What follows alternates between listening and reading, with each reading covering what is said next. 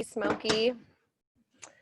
All right, so my name is Caitlin Emunitis. Sorry, I know you guys all know who I am, but people online, my name is Caitlin Emunitis, and I'm a registered dietitian and health coach for Famous. And we're going to talk about sugar today. Yay! All right, so I wanted to start off with this picture of a roller coaster because I think it represents a lot of people's energy levels throughout the day. You know, we're constantly like up and down and up and down, and a lot of this has to do with what we're putting into our bodies and what we're eating.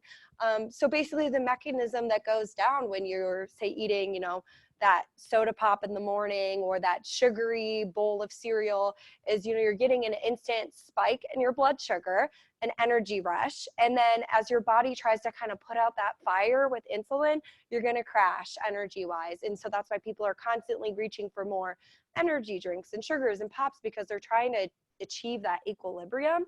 But so long as you're consuming those things, it's not going to happen. So I took this from the Yale Food Addiction Scale. These are basically kind of like a quiz. So you can quiz yourself, you know, am I addicted to sugar or processed foods? So 1, you consume certain foods even if you are not hungry because of cravings. You eat to the point of feeling physically ill. You worry about cutting down on certain foods. You feel sluggish or fatigued from overeating. You have health or social problems affecting school or work because of food issues, and yet keep eating the way you do despite negative consequences. You need more and more of the foods you crave to experience any pleasure or reduce negative emotions, and you often eat more than you originally planned on eating. So, you know, if you experience more than a few of these symptoms, you know, you may or may not have a food or sugar addiction. And what's interesting to look at is this is Americans' disposable income on food. And over time, as you can see, Americans are spending less and less on food, which is this little green fork. But that's not because we're spending less. Food isn't getting less expensive. It's actually because the quality has degraded. We're eating cheaper and cheaper food. So garbage, basically. So, you know, looking at the beautiful nutrition facts label, my favorite thing ever, which is so important. I hope you guys all read these as much as you can. Looking at this label, you can see the ingredients and what it's made of, and pretty quickly you can find out this is a bag of baby carrots. You know, it just has a couple ingredients, and it does have some natural sugar in there. So when we're talking about sugar, we're talking about added sugars, not natural sugars. So these natural sugars are totally great for you. They're combined with fiber, which is going to keep you full and give you steady energy the way nature intended, right? But when you compare this to mini Pop-Tart crisps, you look at this label and you've got so many things, you have no idea what they are. And these are all designed to make this more shelf stable. And these are actually designed in a laboratory to make them taste so delicious that they're addictive, right? They want you to become addicted to these foods. And, you know, even looking at the nutrition facts label, it actually doesn't look that bad. I mean, 60 calories, 11 grams of carbohydrates, 5 grams of fiber, but look at these ingredients. So, you know, I think that's the tough thing with understanding nutrition labels is, while something might look okay up here, down here, what's inside, what's fueling your body, not so much. So what's the big deal about processing? Well, you could take something that's totally natural in nature. These are cocoa leaves. Indigenous people who live in the countries where these are grown, they chew on the cocoa leaves. They don't experience any sort of addiction. It's not inhibitive of their normal lives. But if you process these leaves, add a bunch of chemicals, they become cocaine and crack cocaine, a highly addictive substance that can wreak havoc on your life, right? And the same goes for this. So we've got grapes, right? Really healthy grapefruit. You process it, add a bunch of chemicals, you have wine, which can be, you know, a problem substance for a lot of people. And this brings us to sugarcane. So sugarcane, same thing, super natural. People chew on sugarcane in their countries. They're not addicted to it by any means. It's just normal. You combine that with water and, you know, chemicals and processing, and we get Coca-Cola, a substance which many people are highly addicted to. And the point of all this that I think a lot of people don't know or understand is that cravings are biological, not psychological. So this is about science, not willpower, which you'll see in the next slides. And this information should empower you, because it's not about, you know, I don't have the willpower to not do this. It's your brain's chemistry. It's kind of out of your control. And really the main thing you can do is just avoid those substances. No different than if you would avoid crack or cocaine, right? I hope. So this was a research study that was done on 110 lean men, and they fed them 2 identical milkshakes. One had a higher fat content and one had a higher sugar content, tasted exactly the same amount of calories, identically the same otherwise. What they found when they looked at their brain scans when they consumed these milkshakes is that the milkshakes with the higher sugar lit up the addiction centers in the brain, similar to drugs. So, you know, that's why I say this is biological, not psychological. Your brain is going to be addicted to these substances regardless of whether you want it to be or not. So it's a natural response. And the same goes for looking at the response of your body to sugar and cocaine. As you can see, those addiction centers in the brain light up like a Christmas tree, right? So when you compare the two too, this side's sugar and this side's cocaine, they have a lot of really similar qualities. So, you know, they both give you a high, right? You get that energy rush that everyone talks about, and they both give you a crash. And they both have withdrawal effects. I mean, I've worked with so many people that are trying to give up the pop and they are getting awful headaches. They can't do it. They can't stand it. No different than even like cigarettes, right? There's a withdrawal period, and that's a lot of what holds people back, is that awful feeling. And what's really interesting is a study was done with rats, which are a good comparison to humans in the lab setting. And they got them addicted to cocaine and then offered them cocaine and sugar, and the rats chose the sugar over the cocaine. So it really shows that sugar is honestly more highly addictive than a drug, which we would all consider very highly addictive. And it's hard because in our society, for years, there's been so much propaganda about sugar. Previously, it was believed that we all wanted to eat low fat, you know, 60s, 70s, 80s. It was all about low fat. Sugar was golden, but that's obviously not the case, and we've learned that since then. So what exactly is sugar? A lot of people, I was just talking to people about this upstairs, you know, a lot of people don't know that sugar is a carbohydrate. So basically, you know, carbohydrate, one of our 3 main macronutrients, you've got protein, carbs, and fat. Carbohydrates are broken down into sugars. So when you eat that bread in your body, you know, a whole wheat bread's going to go on this pathway. It's a complex carbohydrate. It's going to be broken down into fibers, starches, and glycogen in your body. Whereas, you know, that white bread, it's a simple carbohydrate. So it's going to be broken down into these simple sugars. And the difference here really is that these are going to be broken down a lot more quickly because there's no fiber in there, which slows the absorption. So these guys are going to spike your blood sugar like crazy. And, you know, that's going to give you that response like we talked about, like the energy rush and crash. Whereas the complex carbohydrates, rather than being like, you know, if this was to create like an arc on a graph, like the simple carbohydrates would go like this, and the complex would kind of be like, woo, like steady. And that's what we want. We want steady energy. So here's kind of a good graphic of the complex versus the simple. So, you know, wheat, pasta, vegetables. I think a lot of people don't realize vegetables do have carbohydrates in them, but they're very low and they're minimal and they're good. They're complex because they contain the fiber. So oatmeal, bananas, whole wheat pasta, whole wheat bread, sweet potatoes, spinach. And then the simple carbs, you know, obviously all of this candy, cookies, pop, the type of things that you might think of carbohydrates, and yes, pasta too. I made this graphic a while ago. I don't know if you guys all saw it, but it's pretty cool to look at how the carbohydrate content changes based on what the product's made out of. So, we've got chickpea pasta with 32 grams of carbs versus regular pasta with 41 grams of carbs versus, these natural pastas with less. So 21 grams of carbs. So it's interesting how that changes. And this is my favorite thing ever. This is net carb.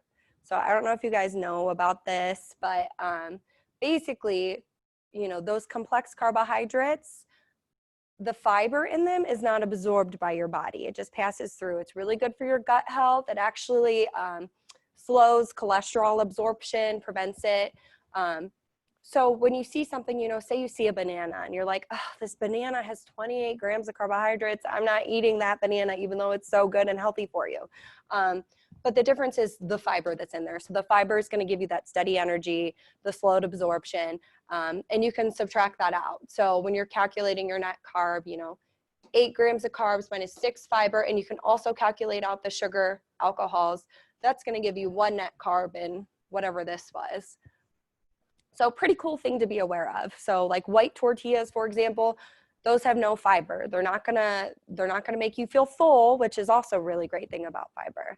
And that's what this touches on. So, you could have 1 glass of orange juice with 23 grams of sugar. You can throw that back so quick. Or you could have one orange with only 12 grams of sugar. But I mean, imagine like you could throw back 2 glasses of this easy. And that's actually the equivalent of like 8 oranges, right? If you try to eat 8 oranges, you'd be like sick of chewing. You know what I mean? You have a question? Sugar alcohols are a fake sugar that is not absorbed by your body. So they're in chewing gum. They're in a lot of energy bars, protein shakes. They're 0 calories. So they're like xylitols, anything ending in OL is a sugar alcohol. So you'll probably see those more and more increasingly in food products.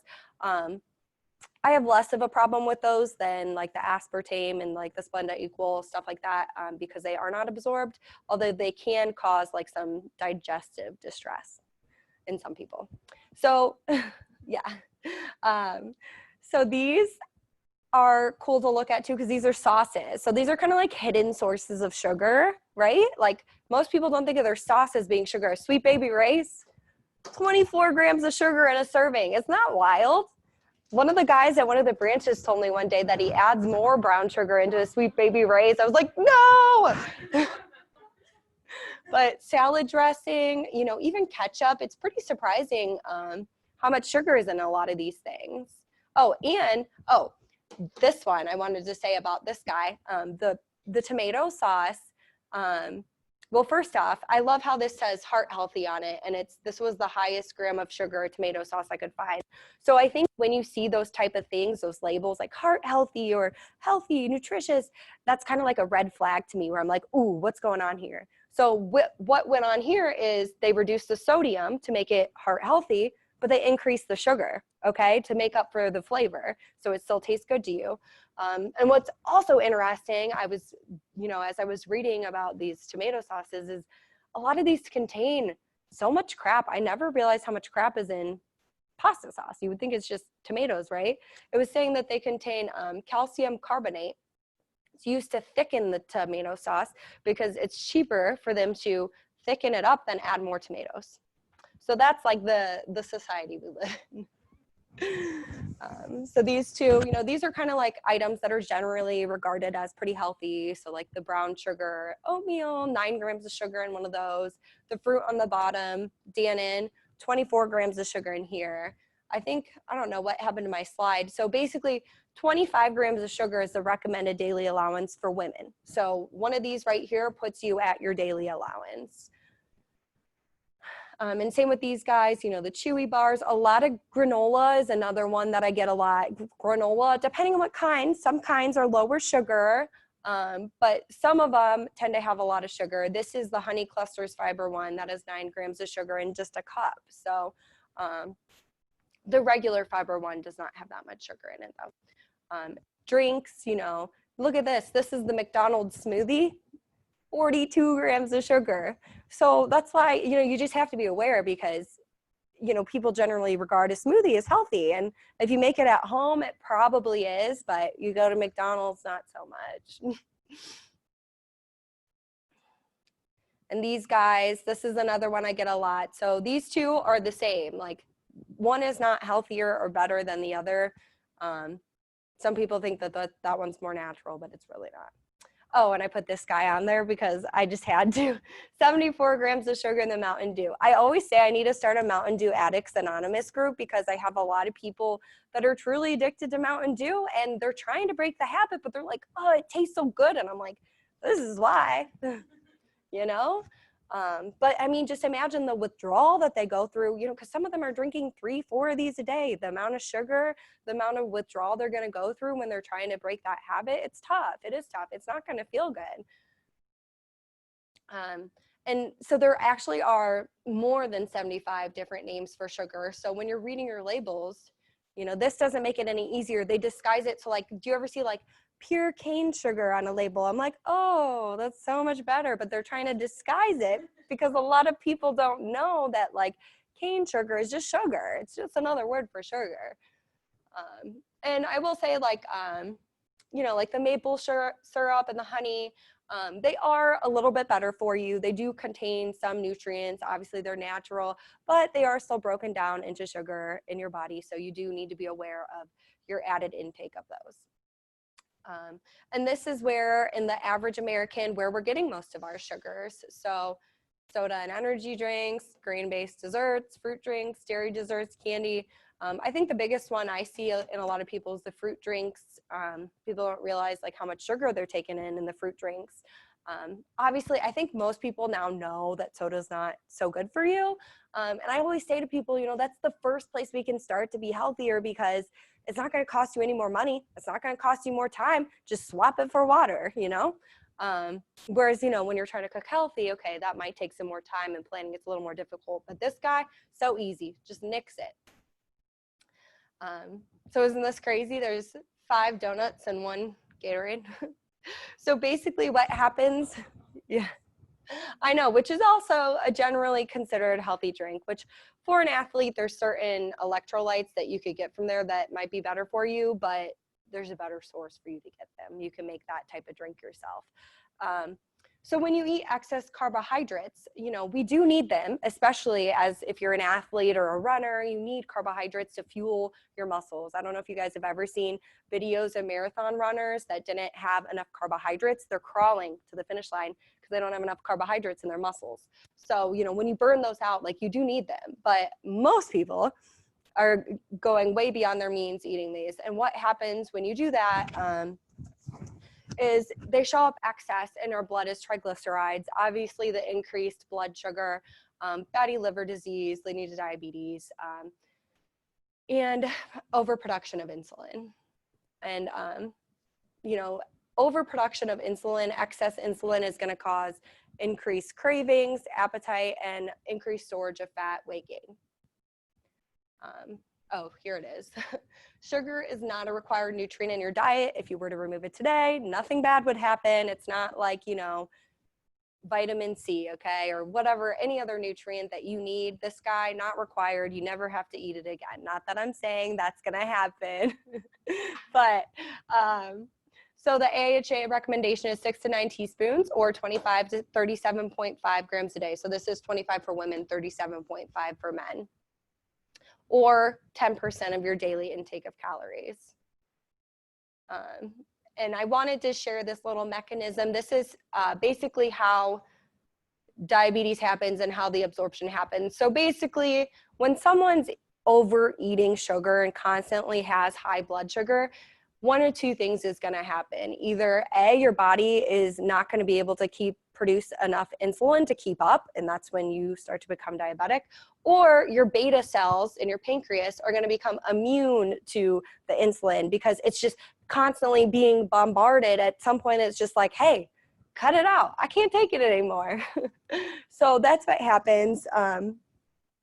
And, obviously, we don't have to get into the nitty gritty, but I've worked in the hospital setting and seen the sad effects of diabetes and seen people have amputations and go blind and kidney failure, kidney disease. And it's really, really scary. So what seems so harmless initially is actually a very scary substance, no different than, the harmful effects that cocaine can have, right?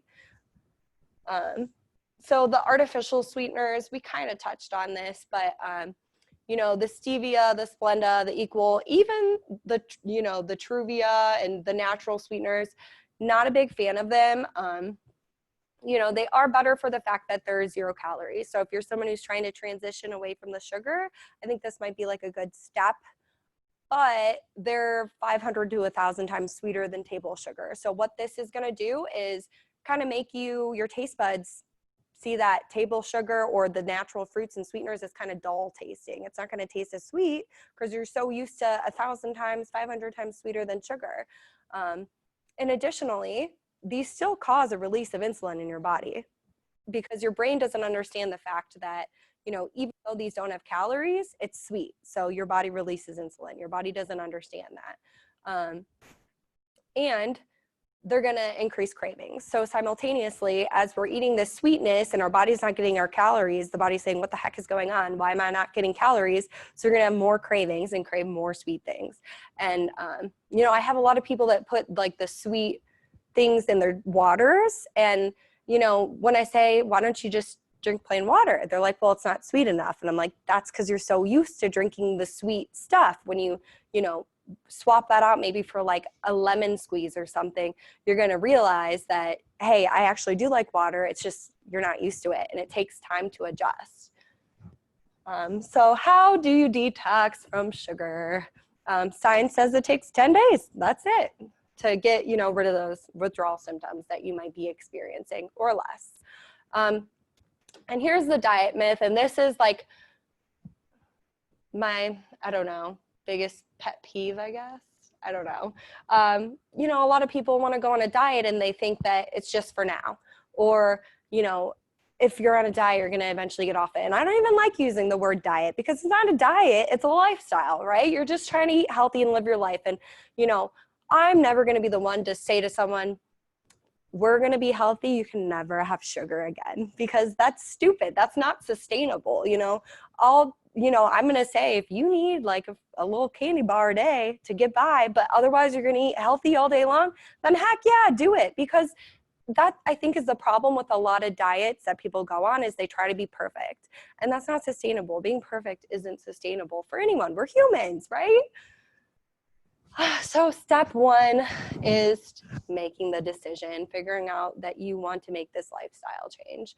And step two is controlling cravings, because, like withdrawal, you're going to have cravings.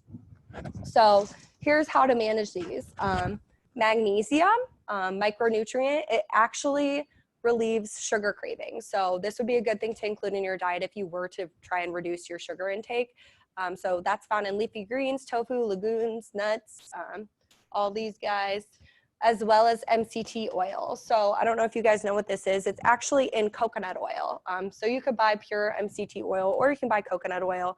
But basically this is a pure source of energy. So I wrote in one of my emails that what women tend to crave sweets and sugar more because we have lower dopamine levels in our bodies, and we want to replace those with the sugar. So this is kind of a good swap for that. It gives you energy. So it's going to give you that energy rush that you might get from sugar without actually eating sugar, without having an increase in insulin.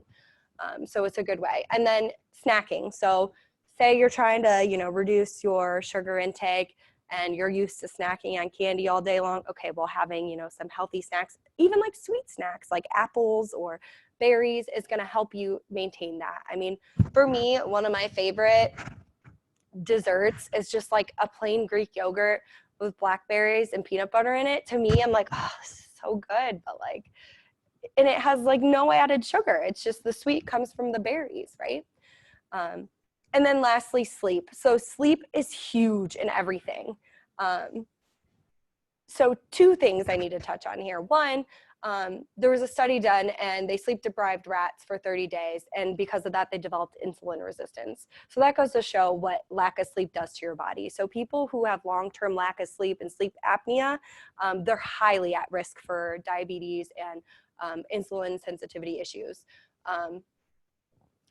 Additionally, when you don't get enough sleep, so a study was done, and these were people that were trying to lose weight, okay? And rather than giving them a diet plan or anything like that, they just said they found ways to manage their sleep and stress. So they got them sleeping, they got them eating, and they lost a lot of weight, right? Because those are two huge factors. So before you even look at, you know, your diet and your exercise and all of that, I always say those are two huge places to start and try to manage if you can. I know a lot of people have sleep issues that they've been dealing with for a long time. But that's important to do if you can.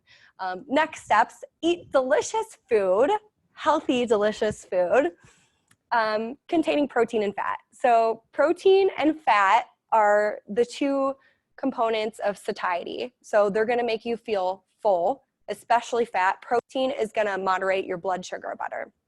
So containing those two components, and I've said it before, not only just in your meals, but in your snacks too, it's gonna keep you satisfied longer. So you're not, you know, if you just eat, you know, a little handful of crackers, you're gonna be hungry again in 10 minutes, right?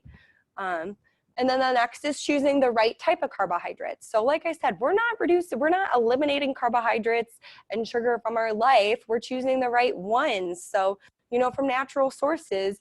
And when you get, you know, as you transition into like a lower sugar lifestyle, you know, eating these berries or these apples are going to satisfy you. I mean, I freaking love an apple with peanut butter. That's like the best snack ever. I love it. So it's good. And then last, don't drink your calories, eat them. So, you know, here's some little tips to remedy sugar cravings in your drink.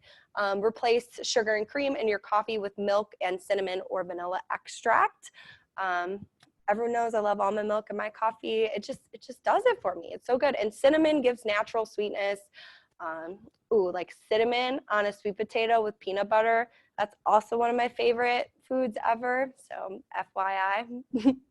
And then replace pop with soda water. So this is something you could do to kind of try and reduce the soda intake. Get soda water, put a little like natural juice in it and sweeten it that way. And then maybe slowly over time, wean away the juice. And teas. So one of the girls I've been working with, she told me about, I think it was like a mango tea that's really helped her with her sugar cravings. Mint tea is amazing too. You know, you can make it pretty easily by yourself. Just get hot water, put the mint leaves in, and it diffuses the oils. So that's a really good way to kind of keep those cravings off. And last and most importantly, read your labels. So this is something that, you know, Dave was saying that he does at the store with his wife. Because you just don't know what's going into your body unless you read it, right? And a lot of those chemicals, you know, those are made to make these items shelf stable so that, you know, when the world is exploded and all the people are gone, all those Pop-Tarts are still going to be on the shelves for hundreds of years, right? And you don't want that in your body. So read those labels.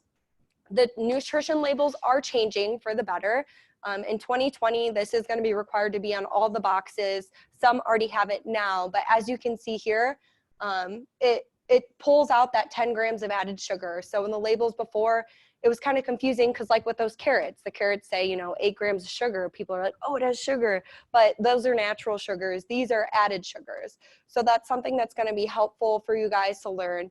And then also the serving sizes are going to be more realistic. So a lot of times, like, you know, like I remember looking at a can of like Chef Boyardee ravioli. It was like serving size, 1/4 can. I'm like, who eats 1/4 of a can of raviolis? Who are you kidding? So now it's more realistic because people would be like, oh, it's only 100 calories. We're good. But they don't realize, you know, you got to multiply that by the amount of servings, which, by the way, I would totally be down to do a label reading class with y'all. I think that'd be a good thing to do. But yeah, so read your labels, you know, using extracts and spices in your food and all cooking, not just with sweets, but and everything. A lot of the herbs contain some of the best nutrients there are. So great thing to add to your food. And lastly, exercise. So as you see here, people who exercised after a meal, their blood sugar went down. So I always recommend, especially if someone's diabetic, walking even for 15 minutes after dinner, especially to reduce that blood sugar. It basically causes your cells to draw that sugar in to reduce the blood sugar. So it's not as high. You're not releasing as much insulin. You're not storing as much fat. So woohoo, right? Win-win. And then stress. So when we are stressed, our body sets off that flight or fight response system. So the little caveman inside all of us, you know, he doesn't understand that we're stressed because we're at work. The caveman inside of us is like, ooh, I'm stressed. Something's attacking me. Cortisol levels go up. Like blood sugar goes up. You know, cravings go up. Appetite goes up. Fat storage goes up. Okay, so all these things we don't want. And the problem is Americans are chronically stressed constantly, right?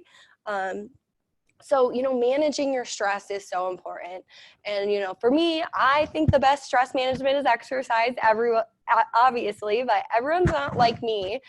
So, you know, managing stress in your own way. So it doesn't have to be exercise, right? A lot of people do meditation, you know, yoga, going for a walk, reading a book, you know, whatever floats your boat, gardening. But managing your stress, you know, like I said before, it is so key to your health and wellness.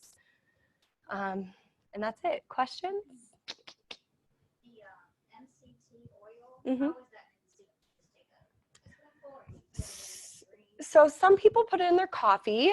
I've heard people mixing it with like cocoa powder and eating it as a treat like that. So like raw cocoa powder and coconut oil, but you could just literally do a spoonful out the jar if you want to. Either way, it's basically, it looks like melted coconut oil. It's like a clear oil. So either way works, but yeah, it doesn't have much of like a flavor. It's just kind of like oily. That's like, so I don't know if you've heard of like the bulletproof coffees. It's kind of like been a health trend, but the whole bulletproof coffee thing is that they put the MCT oil in and butter in so that it gives you more steady energy as opposed to the typical, you know, caffeine like rush and crash. So same thing as kind of the sugar concept. They're trying to achieve steady energy balance. But yeah, it gives you, it goes directly to your liver as opposed to, you know, going and digesting everything. It goes pretty much directly there in its process, gives you energy. It's a fat, so I would assume, you know, like a spoonful is probably like 100 calories. And a lot of people actually use that who are doing like intermittent fasting because it doesn't cause a release of insulin. So technically it doesn't break the fast, but yeah. A GNC would definitely have that. Heinen's would probably have it. Any like Whole Foods would definitely have it. Maybe a Giant Eagle, maybe. I wouldn't bank on that though. Yeah, but yeah, any vitamin store would definitely have it. It's a pretty common supplement. So yeah, never heard of it. Yeah, learn something new every day. You guys ate flax seeds in the maca bars today. That's another really good one. High fiber. Yeah, so cool.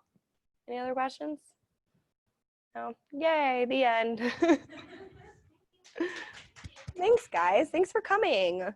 Eat more salad and stuff. Can I ask a question about gaining weight? I have an 11-year-old that is like a stick. He eats, but I think his metabolism burns off, you know. I mean, I get like the Ensure drinks and, you know,